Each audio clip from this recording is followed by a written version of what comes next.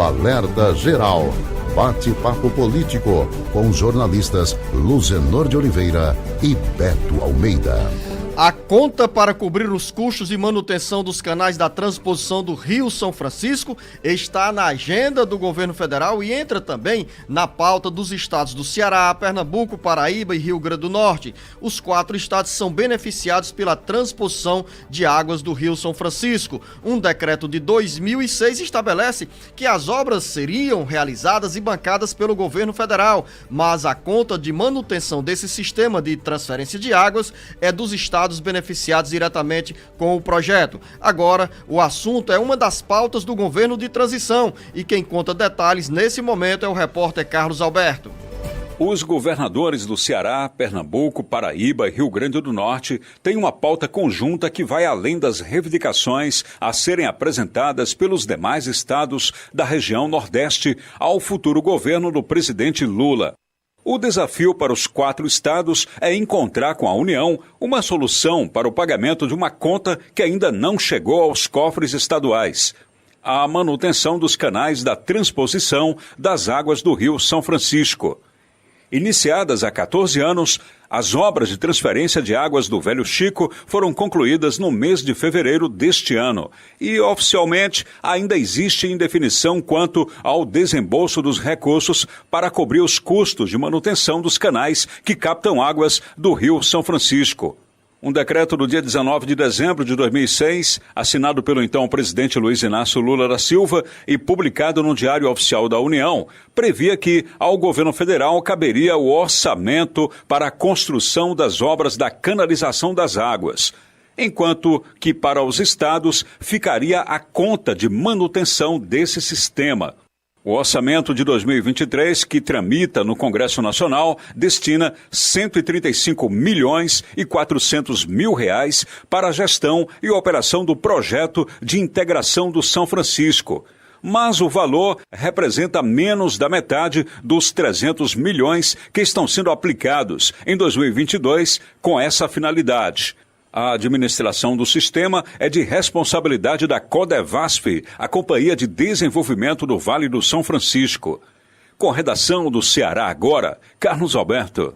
Os governos dos estados do Ceará, Pernambuco, Paraíba e Rio Grande do Norte, de acordo com o relato do Ministério do Desenvolvimento Regional, receberam termos de um pré-contrato que trata da operação comercial da transposição, mas não houve avanço para a assinatura dos documentos e, pelo cenário atual, o assunto, o jornalista Beto Almeida, fica mesmo para o governo do presidente Luiz Inácio Lula da Silva. Jornalista Beto Almeida, bom dia!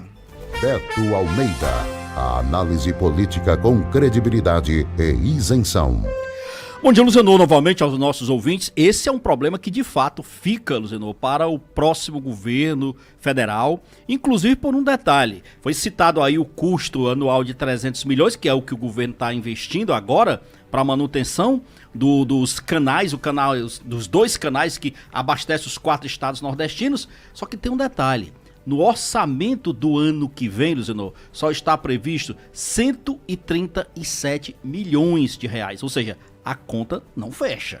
E além da mais, a gente tem que ver outro aspecto. Não tem ainda um plano comercial de uso da água. O governo se comprometeu exatamente na fase de construção, garantir a verba para fazer os canais. Mas o acerto era: quando os canais estiverem prontos e sendo explorados comercialmente, que os estados passassem então a pagar essa contrapartida do custo de manutenção dos canais. E aí, lógico, cada estado iria estabelecer a sua tarifa num acordo que iria ser firmado com a ANA, que é a Agência Nacional de Águas. Só que tem um detalhe. Os canais, embora já estejam operando, mas eles também ainda estão em fase de testes. Ou seja, não há ainda a exploração comercial propriamente dita. Por isso que, de algum modo, a União vai ter que, Luzenor e ouvintes, bancar pelo menos essa conta, eu imagino, até boa parte, talvez, do próprio exercício de 2023 todo. Porque falta ainda muito acerto. E aí?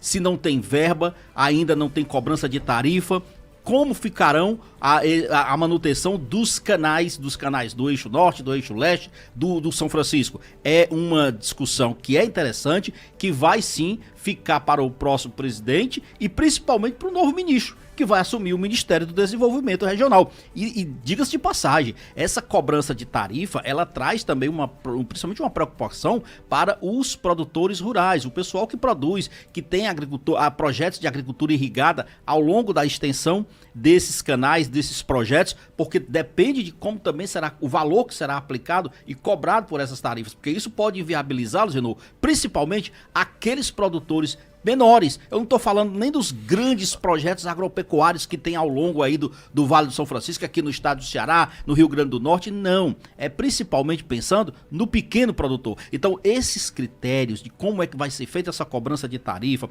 como a ANA vai estabelecer isso com os estados, com cada estado, porque tem um detalhe, cada estado também vai ter que olhar qual é a sua demanda de água. A demanda de água do estado do Ceará não deverá ser igual, por exemplo, a do Rio Grande do Norte, que por sua vez não será igual a de Pernambuco, que por sua vez não será igual a da Paraíba. Então, todas essas realidades têm que ser levadas em conta.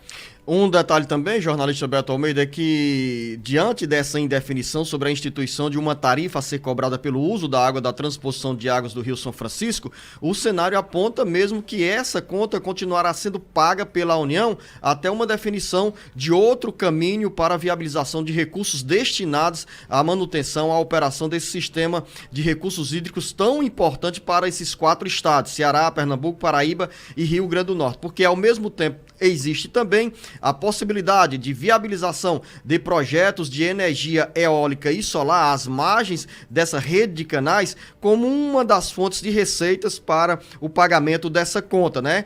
E aí você tiraria do poder público a responsabilidade, terceirizando esses espaços físicos para a exploração de energias limpas, como energia eólica e solar, gerando assim renda para a manutenção desse sistema de águas. E olha que interessante, Zeno, a ideia é exatamente instalar os painéis fotovoltaicos sobre os canais, inclusive impedindo, por exemplo, que haja a chamada evaporação, que é algo que preocupa muito nessa questão da transposição das águas e na manutenção do volume que vai ser exatamente transposto das águas do Velho Chico aqui para os 4 estados nordestinos. Então imagina, é um projeto, esse no caso da utilização dos canais para produção de energia alternativa, algo que vai viabilizar economicamente, mas a gente tem que pensar aí, no mínimo a médio prazo. Não é uma coisa também para se resolver, eu imagino, já no próximo ano ou no seguinte.